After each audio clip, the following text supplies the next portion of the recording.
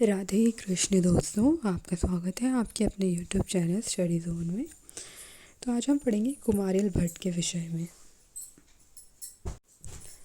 कुमारिल भट्ट को कुमारिल स्वामी अथवा तूतातीत भट्ट, कुमारिल मिश्र या मात्र भट्ट के नाम से भी पुकारा गया है।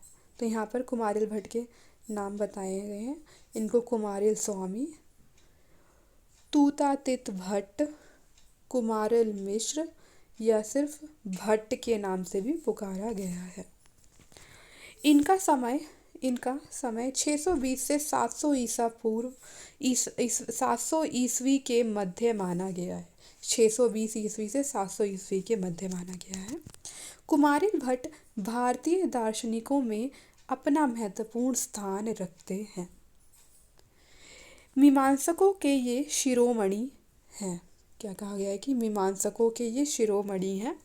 साथ ही विद्वानों की आदरणीय सम्मति में आचार्य शंकर की समकोटि का कोई दार्शनिक इस भारत भूमि पर उत्पन्न हुआ है तो वे कुमारिल भट्ट ही है।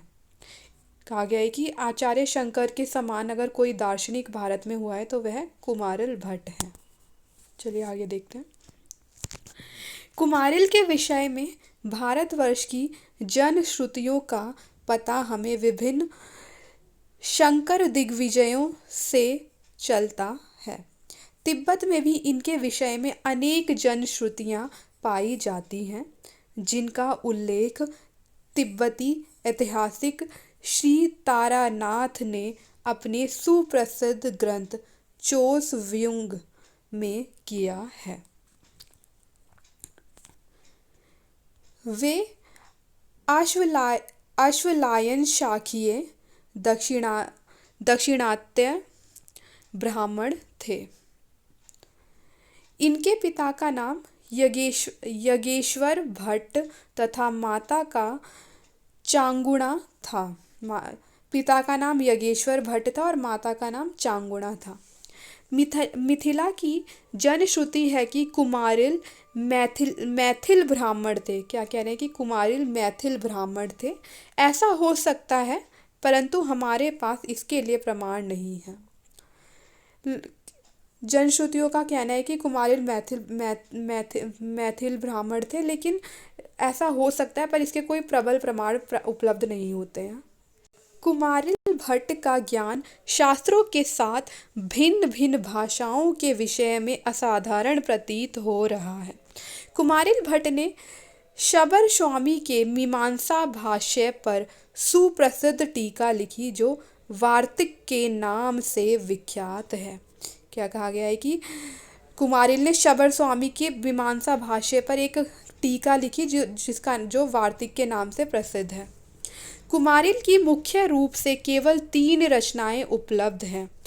कुमारिल की 3 रचनाएं उपलब्ध होती हैं। पहला श्लोक वार्तिक कुमारिल द्वारा शाबर भाष्य के प्रथम अध्याय के प्रथम पाद पर लिखित टीका श्लोक वार्तिक कहलाती है। क्या कहा गया है कि कुमारिल जो शबर भाष्य के जो प्रथम अध्याय है उस पर जो टीका लिखी गई उसको श्लोक वार्तिक कहते हैं। इसमें कुमारिल की दार्शनिकता की पराकाष्ठा का दर्शन होता है। यह तर्कपाद पर एक आलोचनात्मक वार्तिक होने के साथ साथ संपूर्ण मीमांसा दर्शन की एक स्वतंत्र मौलिक रचना है, यानी कि एक आलोचनात्मक वार्तिक है। दूसरी रचना है कुमारिल भट्ट की तंत्र वार्तिक। मीमांसा सूत्रों या शाबर भाष्य के प्रथम अध्याय के द्वितीय पाद से तृतीय अध्याय पर्यंत लिखित टीका अथवा वार्तिक को तंत्र वार्तिक कहते हैं। शबर भाष्य के प्रथम अध्याय के द्वितीय पद से लेकर के तृतीय अध्याय के पर्यंत लिखित टीका को तंत्र वार्तिक कहते हैं। यह ग्रंथ प्रसंग अनुसार गद्य पद्य सम्मिलित है, यानी कि तंत्र वार्तिक गद्य पद्य में लिखा गया है। इनकी तीसरी रचना है टू पट्टिका। क्या है? टू पट्टिका। यह ग्रंथ बहुत छोटा है, अनुष्टुप होने से ही इसका नाम टूपट्टिका रखा गया है। छोटे होने के कारण इसका नाम टूपट्टिका रखा गया। आगे कहा गया है कि कुमारिल भट्ट मीमांसा दर्शन के दो प्रधान संप्रदायों में से एक भट्ट संप्रदाय के संस्थापक थे। भट्ट संप्रदाय के संस्थापक कुमारिल भट्ट थे। कुमारिल भट्ट का दर्शन आगे देखते हैं। अब हम देखेंगे कुमारिल भट्ट का दर्शन।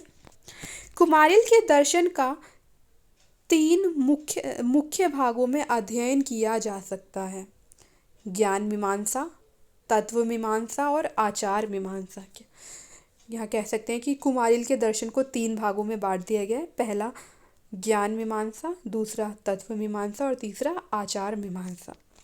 ज्ञान के स्वरूप तथा उसके साधनों का कुमारिल ने विस्तार से विवेचन किया है। ज्ञान के स्वरूप का और साधन का कुमारिल ने विस्तार से विवेचन किया है।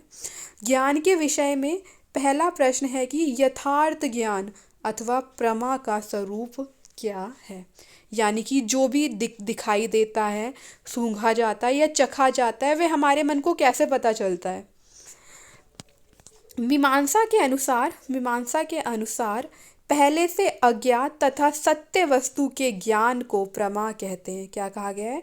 जो पहले से अज्ञात है और सत्य वस्तु है, उसी के ज्ञान को प्रमा कहते हैं। जिस साधन द्वारा प्रमा अथवा यथार्थ ज्ञान की प्राप्ति होती है, उसे प्रमाण कहते हैं। क्या कहा गया है? जिस भी साधन के द्वारा प्रमा अथवा यथार्थ ज्ञान की प्राप्ति होती है, उसे प्रमाण कहते हैं। कुमारिल ने प्रमाण 6 प्रकार के बताए हैं। क्या कहा है? कि प्रमाण 6 प्रकार के होते हैं। पहला प्रत्यक्ष, अनुमान, अनुपलब्धि, उपमान, शब्द और अर्थापाद।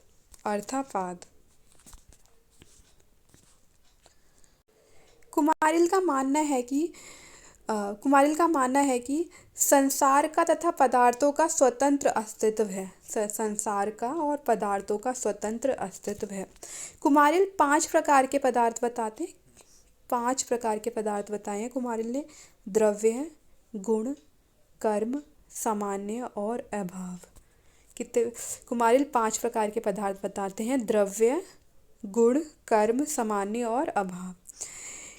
इनको वे 2 भागों में विभाजित करते हैं। पदार्थों को उन्होंने 2 भागों में विभाजित किया है। पहला भाव और अभाव।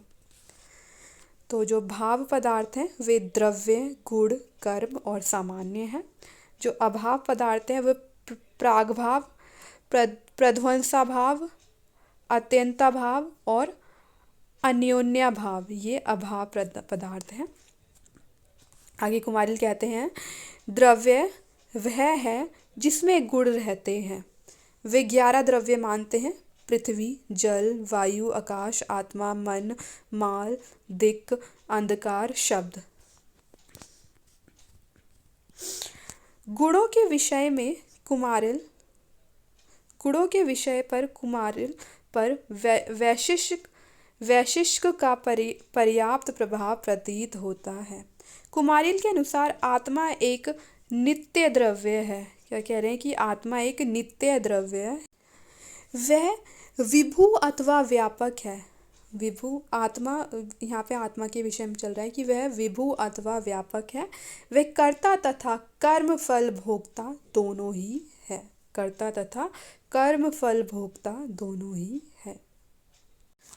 PDF नोट्स के लिए आप हमें टेलीग्राम चैनल पर ज्वाइन कर सकते हैं। चैनल का लिंक आपको नीचे डिस्क्रिप्शन बॉक्स में मिल जाएगा। तो लाइक करें, शेयर करें और हमारे चैनल को सब्सक्राइब करें। Thanks for watching.